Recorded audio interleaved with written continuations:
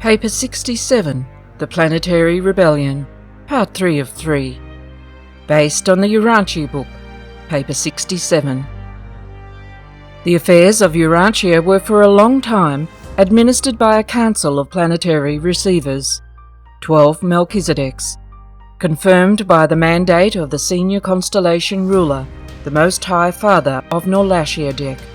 Associated with the Melchizedek receivers was an advisory council consisting of one of the loyal aides of the fallen prince, the 2 resident life carriers, a trinitized son in apprenticeship training, a volunteer teacher son, a brilliant evening star of Avalon, periodically, the chiefs of Seraphim and Cherubim, advisors from 2 neighbouring planets, the Director General of Subordinate Angelic Life, and Van, the Commander-in-Chief of the Midway creatures.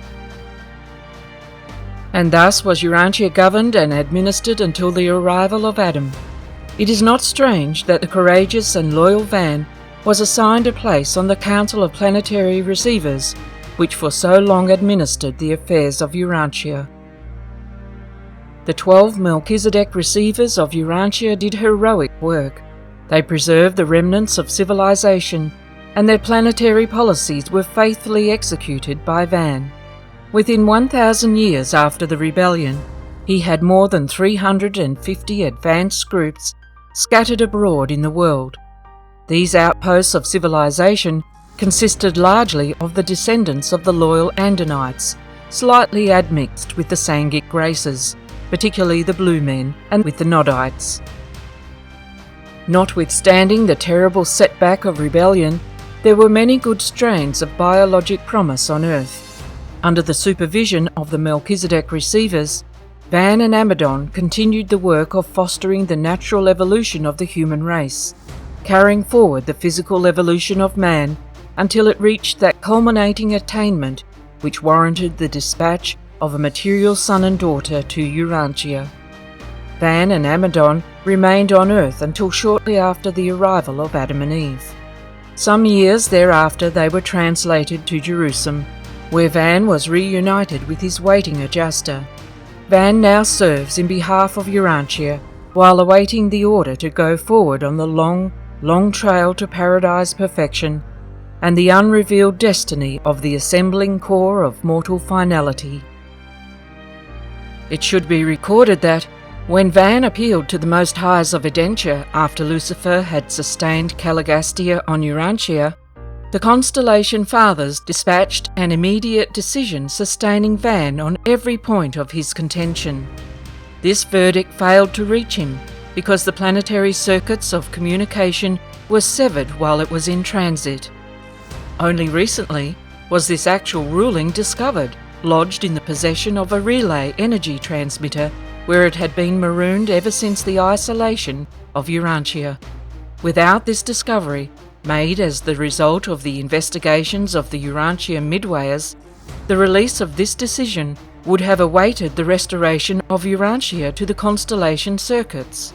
And this apparent accident of interplanetary communication was possible because energy transmitters can receive and transmit intelligence, but they cannot initiate communication.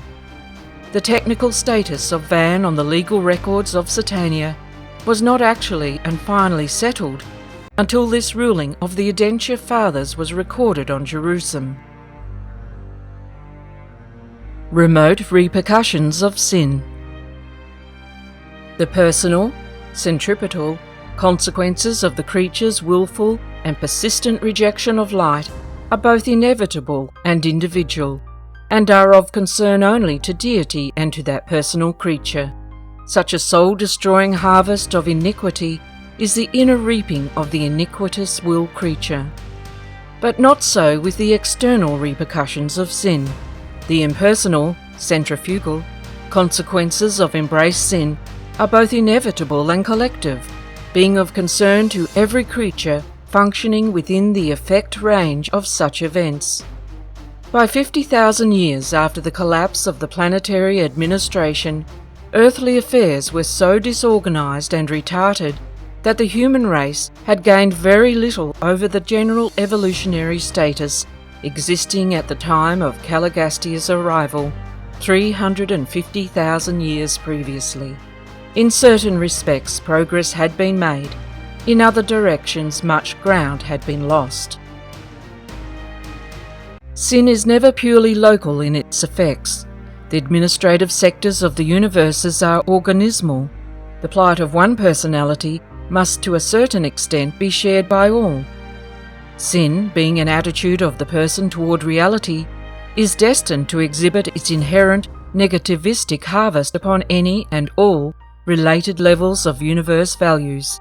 But the full consequences of erroneous thinking, evil doing, or sinful planning are experienced only on the level of actual performance. The transgression of universe law may be fatal in the physical realm without seriously involving the mind or impairing the spiritual experience. Sin is fraught with fatal consequences to personality survival only when it is the attitude of the whole being, when it stands for the choosing of the mind and the willing of the soul. Evil and sin visit their consequences in material and social realms, and may sometimes even retard spiritual progress on certain levels of universe reality.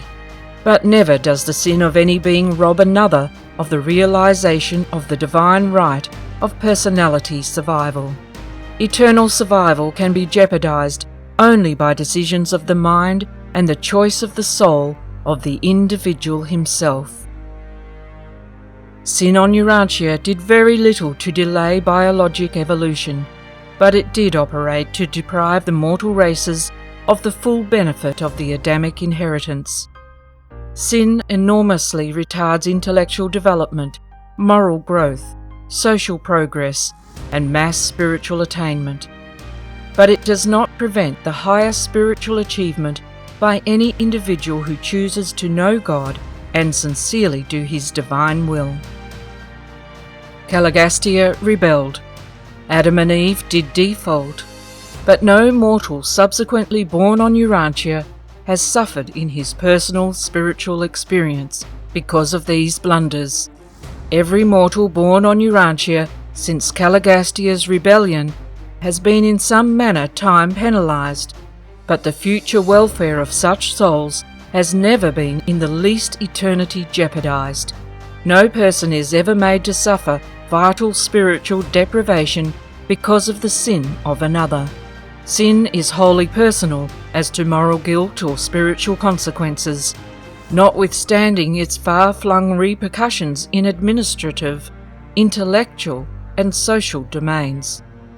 While we cannot fathom the wisdom that permits such catastrophes, we can always discern the beneficial outworking of these local disturbances as they are reflected out upon the universe at large. The human hero of the rebellion. The Lucifer Rebellion was withstood by many courageous beings on the various worlds of Satania, but the records of Selvington portray Amadon as the outstanding character of the entire system in his glorious rejection of the flood tides of sedition and in his unswerving devotion to Van. They stood together unmoved in their loyalty to the supremacy of the invisible Father and his Son Michael. At the time of these momentous transactions, I was stationed on Urantia, and I am still conscious of the exhilaration I experienced as I perused the Selvington broadcasts, which told from day to day of the unbelievable steadfastness, the transcendent devotion, and the exquisite loyalty of this one-time semi-savage, springing from the experimental and original stock of the Andonic race. From Urantia up through Selvington and even on to Uversa for 7 long years, the first inquiry of all subordinate celestial life regarding the Planetary Rebellion ever and always was, what of Amadon of Urantia? Does he still stand unmoved?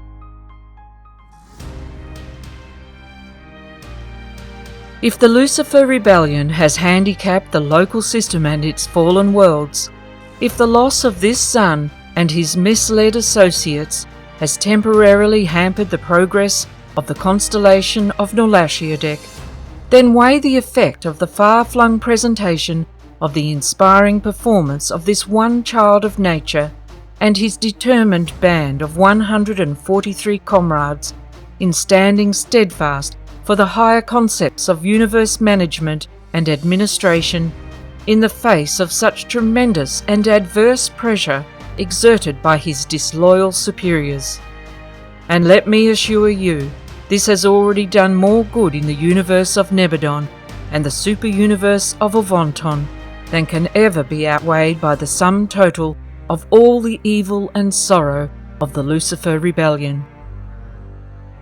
And all this is a beautifully touching and superbly magnificent illumination of the wisdom of the Father's universal plan for mobilizing the core of mortal finality on Paradise, and for recruiting this vast group of mysterious servants of the future, largely from the common clay of the mortals of ascending progression. Just such mortals as the impregnable Amadon.